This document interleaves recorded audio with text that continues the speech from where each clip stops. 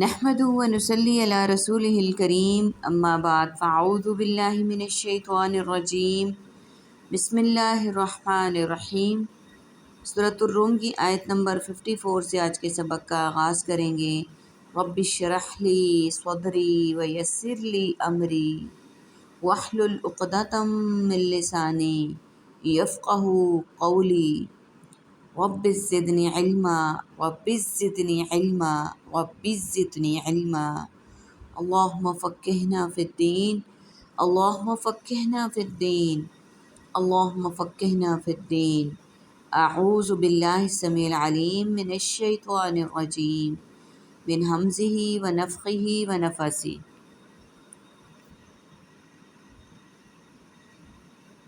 اللہ الذی خلقکم من ضعف، اللہ وہ ہے جس نے پیدا کیا تمہیں کمزوری کی حالت میں، ثم جعل من بعد ضعف، پھر اس نے بنا دی کمزوری کے بعد قوتا، ثم جعل من بعد قوة، قوت، پھر اس نے بنا دی قوت کے بعد ضعفا، کمزوری، وشیبہ، اور بڑھاپا۔ عربک کے ورڈز دیکھیے، جعل بنایا،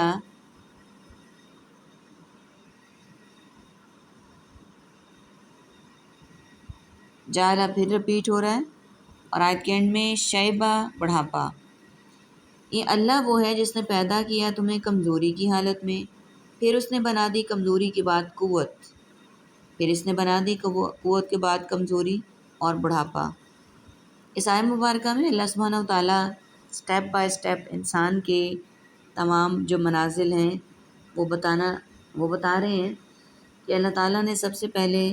کمزوری کی حالت میں پیدا کیا، جیسا کہ کمزور ہونے والا بچہ انتہائی لاغر اور بیچارگی کی حالت میں ہوتا ہے، اور وہ ماں کی مدد کے بغیر کچھ بھی نہیں ہوتا۔ پھر اس کے بعد اس نے کمزوری کے بعد توانائی دی، یعنی بھرپور جوانی، پھر اس توانائی کے بعد کمزوری اور بڑھاپا دیا۔ آگے دیکھتے ہیں، یخلق ما یشاء وہو العلیم القدیر،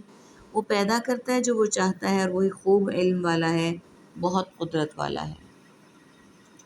یعنی اس نے جیسا چاہا، جو چاہتا ہے وہ پیدا کرتا ہے، اور سب سے پورا واقف ہے، اور سب پر وہ پورا قادر ہے۔ یہاں سے اللہ تعالیٰ اپنی قدرت کا ایک اور کمال بیان فرما رہے ہیں، اور وہ ہے کہ مختلف اطوار سے انسان کی تخلیق، ضعف یعنی کمزوری کی حالت میں، اس سے مراد نطفہ یعنی قطرہ آب ہے، یا عالم طفولیت یعنی جوانی، جس میں قوائے عقلی اور جسمانی کی تکمیل ہو جاتی ہے۔ کمزوری سے مراد کہولت کی عمر ہے، جس میں عقلی جسمانی قوتوں میں نقصان کا آغاز ہو جاتا ہے۔ بڑھاپے سے مراد شیخوخت کا وہ دور ہے جس میں ضعف یعنی کمزوری بڑھ جاتی ہے، پست ہمت، ہاتھ پاؤں کی حرکت، گرفت کمزور، بال سفید، اور تمام ظاہری اور باطنی صفات متغیر ہو جاتی ہیں۔ قرآن نے انسان کے یہ بڑے 4 اطوار بیان کیے ہیں۔ بعض علماء نے دیگر چھوٹے چھوٹے اطوار بھی شمار کر کے انہیں قدر تفصیل سے بیان کیا ہے، جو قرآن کے اجمال کی توضیح اور اس کے اعجاز بیان کی طرح کی شرح ہے۔ مثلاً امام ابن کثیر رحمہ اللہ فرماتے ہیں کہ انسان یکے بعد دیگرے ان حالات و اطوار سے گزرتا ہے، اور اس کی اصل مٹی ہے، یعنی اس کے باپ آدم علیہ السلام کی تخلیق مٹی سے ہوئی، یا انسان جو کچھ کھاتا ہے جس سے وہ منی پیدا ہوتی ہے، جو رحم مادر میں جا کر اس کے وجود اور تخلیق کا باعث بنتی ہے، وہ سب مٹی ہی کی پیداوار ہے۔ پھر وہ نطفہ، نطفے سے علقہ، پھر مضغہ، پھر ہڈیاں جنہیں گوشت کا لباس پہنایا جاتا ہے، پھر اس میں روح پھونکی جاتی ہے، پھر ماں کے پیٹ میں اس حالت میں نکلتا ہے کہ بتدریج نشو و نما پاتا، بچپن، بلوغت، جوانی کو پہنچتا ہے، پھر بتدریج رجعت قہقرہ کا عمل شروع ہو جاتا ہے، کہولت، شیخوخت، اور پھر قبر سنی یعنی بڑھاپا، یہاں تک کہ موت اپنی آغوش میں اسے لے لیتی ہے۔ انہی اشیاء میں ضعف اور قوت بھی ہے، جس سے انسان گزرتا ہے، جس کی ہم ابھی تفصیل پڑھ چکے ہیں۔ نیکسٹ آیت کو دیکھتے ہیں، وَيَوْمَ تَقُومُ السَّاعَةُ، اور جس دن قائم ہوگی قیامت، وہ قسمیں، یقسم المجرمون، وہ قسمیں کھائیں گے سب مجرم، ما لبثوا غیر ساعہ، نہیں وہ سب ٹھہرے دنیا میں سوائے ایک گھڑی کے، کذالک اسی طرح، کانوا یوفکون تھے وہ سب بہکائے جاتے، وقال الذین اوتوا اور کہیں گے وہ لوگ جو سب دیے گئے، العلم علم، والایمان اور ایمان، لقد لبثتم بلا شبہ یقیناً تم ٹھہرے، فی کتاب اللہ اللہ کی کتاب لوح محفوظ میں، الی یوم البعث قیامت کے دن تک، فہذا یوم البعث تو یہ قیامت کا دن ہے، ولکنکم اور لیکن تم، کنتم لا تعلمون تھے تم نہیں سب جانتے، فیومئذ لا ینفع تو اس دن نہیں وہ فائدہ دے گا، عربک کے ورڈز دیکھ لیجئے، ساعتو قیامت، لبثوا وہ ٹھہرے، یوفکون وہ بہکائے جاتے ہیں، اوتو جو دیے گئے، لبثتم تم ٹھہرے، یہ ورڈز ہمارے پاس عربک کے ہیں۔ جس دن قیامت قائم ہوگی مجرم قسمیں کھائیں گے، نہیں وہ ٹھہرے دنیا میں سوائے ایک گھڑی کے، اسی طرح وہ دنیا میں بہکائے جاتے تھے۔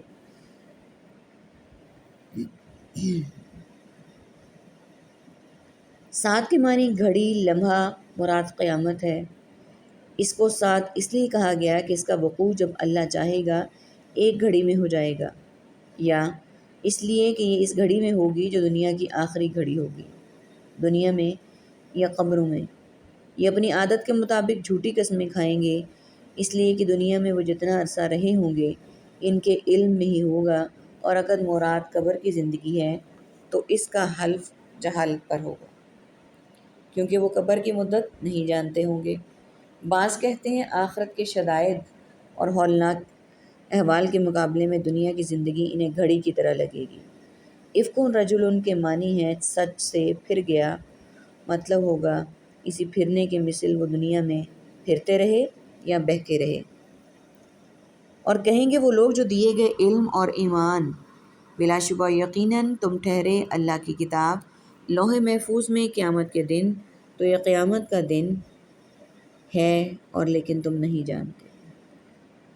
جس طرح یہ علماء دنیا میں بھی سمجھاتے رہتے تھے، کتاب اللہ سے مراد اللہ کا علم، اس کا فیصلہ، یعنی لوح محفوظ، یعنی پیدائش کے دن سے قیامت کے دن تک کہ وہ آئے گی، بلکہ استہزاء اور تکذیب کے طور پر تم اس کا مطالبہ کرتے ہو، یعنی مذاق اڑاتے ہو اور جھوٹ بولتے ہو، تو اس دن نہیں فائدہ دے گا الذین ظلموا معذرتہم وہ ان لوگوں کو جن سب نے ظلم کیا ان کا عذر کرنا، ولا ہم یستعتبون اور نہ وہ سب توبہ طلب کیے جائیں گے، یعنی انہیں دنیا میں بھیج کر یہ موقع نہیں دیا جائے گا کہ وہاں توبہ اور اطاعت کے ذریعے سے عتاب الہی کا ازالہ کر لو، یعنی اس سے مراد یہ ہے کہ اب وہ ٹائم گزر چکا جس میں انسان توبہ طائب ہو سکے۔ وَلَقَدْ ضَرَبْنَا لِلنَّاسِ اور بلا شبہ یقیناً ہم نے بیان کی لوگوں کے لیے، فی ھذا القرآن من کل مثل اس قرآن میں ہر مثال سے، وَلَئِن جِئْتَہُم اور بلا شبہ اگر آپ لائیں ان کے پاس، بِآیاتٍ لَیَقُولَنَّ کسی نشانی کو ضرور بالضرور وہ کہیں گے،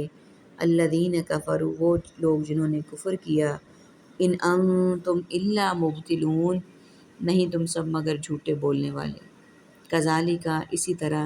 یطبع اللہ علی قلوب وہ مہر لگاتا ہے اللہ ان لوگوں کے دلوں پر، الذین لا یعلمون وہ جو نہیں سب جانتے، فاصبر تو آپ صبر کیجئے، ان وعد اللہ حق بے شک اللہ کا وعدہ سچا ہے، ولا یستخفنک الذین لا یوقنون اور نہ ہرگز وہ آپ کو ہلکا بے وزن کر دیں وہ لوگ جو نہیں سب یقین رکھتے۔ آیت نمبر 58، نہ وہ سب اور بلا شبہ یقیناً ہم نے بیان کیا لوگوں کے لیے اس قرآن میں ہر قسم کی مثال سے، بلا شبہ اگر آپ لائیں ان کے پاس کوئی نشانی ضرور بس ضرور کہیں گے وہ لوگ جنہوں نے کفر کیا، نہیں ہو تم مگر جھوٹ بولنے والے۔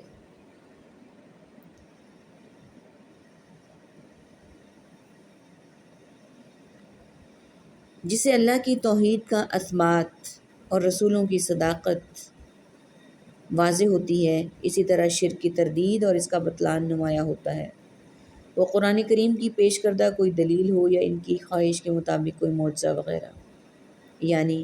جادو وغیرہ کے پیروکار، مطلب یہ کہ بڑی سے بڑی نشانی اور واضح سے واضح دلیل بھی اگر وہ دیکھ لیں تب بھی ایمان بہرحال نہیں لائیں گے۔ کیوں؟ اس کی وجہ آگے بیان کر دی گئی کہ اللہ نے ان کے دلوں پر مہر لگا دی ہے، جو اس بات کی علامت ہوتی ہے کہ ان کا کفر و طغیان اس آخری حد کو پہنچ گیا جس کے بعد حق کی طرف واپسی کے تمام راستے ان کے لیے مسدود ہیں۔ اسی طرح اللہ مہر لگا دیتا ہے ان لوگوں کے دلوں پر جو نہیں جانتے، یعنی اللہ تعالیٰ ان لوگوں کے دلوں پر ایسی مہریں لگا دیتا ہے کہ وہ اس کو جانتے ہی نہیں۔ تو آپ صبر کیجئے، بے شک اللہ کا وعدہ سچا ہے، اور ہرگز ہلکا بے وزن نہ کر دیں اپنے آپ کو وہ لوگ جو یقین نہیں رکھتے، یعنی ان کی مخالفت و عناد پر اور ان کی تکلیف دہ باتوں پر، اس لیے کہ اللہ نے آپ سے مدد کا جو وعدہ کیا ہے وہ سچا ہے، وہ یقیناً برحق ہے، جو بہر صورت پورا ہونا ہے۔ یعنی آپ کو غضبناک کر کے صبر و حلم ترک کرنے یا مداہنت پر مجبور نہ کر دیں، بلکہ آپ اپنے موقف پر ڈٹے رہیں، اس سے انحراف نہ کریں، یعنی اس سے منہ نہ موڑیں۔ اللہ تعالیٰ سے دعا ہے کہ ان ایام مبارکہ میں جو مومنین کی خصوصیات بتائی گئی ہیں، اللہم اجعلنا منہم، اللہم اجعلنا منہم، اللہم اجعلنا منہم، اور جو کافر اور مشرکین اور نافرمان لوگوں کی خامیاں بتائی گئی ہیں، اللہ تعالیٰ ان سب سے ہمیں محفوظ رکھے، آمین ثم آمین۔ وآخر دعوانا ان الحمد للہ رب العالمین، سبحانک اللہم وبحمدک، نشہد ان لا الہ الا انت، نستغفرک ونتوب الیک۔ السلام علیکم ورحمۃ اللہ وبرکاتہ۔